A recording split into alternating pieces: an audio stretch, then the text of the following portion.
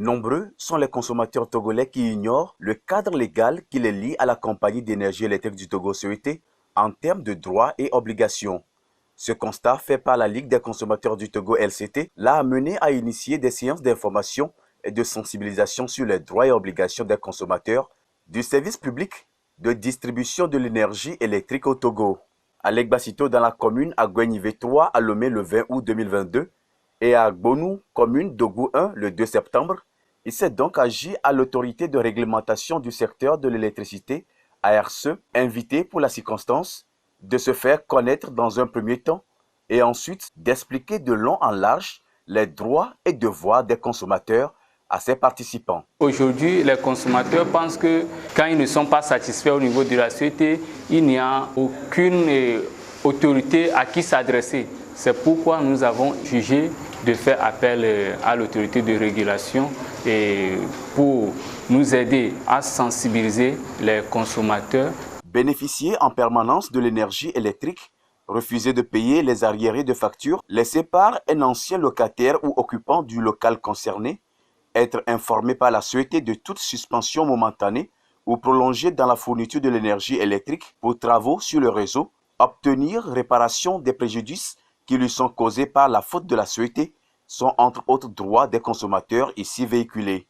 En termes d'obligation, l'ARCE a convaincu ses consommateurs de toujours payer leurs factures d'électricité en respectant la date limite indiquée sous peine de suspension sans préavis, de s'abstenir d'effectuer des raccordements frauduleux à partir de ses installations électriques ou encore de s'abstenir de modifier le réglage de son disjoncteur sans l'accord de la société.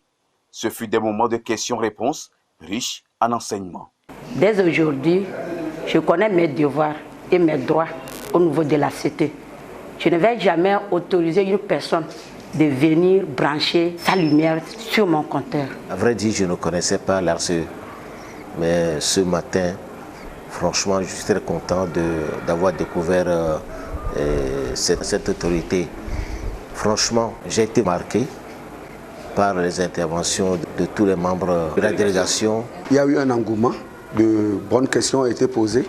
Et surtout que c'est la première fois qu'on entend parler de la RCE et qui nous a beaucoup édifié, éclairé sur ce problème de l'électricité. L'autre aspect des présentations qui a retenu l'attention des participants, c'est la voie de recours lorsqu'on a des problèmes dans la fourniture de l'électricité.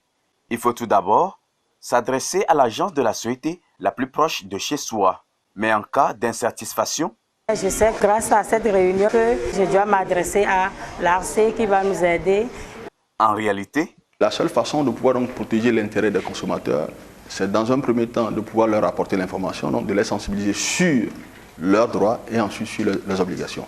D'ailleurs, les questions posées par les uns et les autres montrent combien de fois les populations ont besoin ou ont soif d'informations.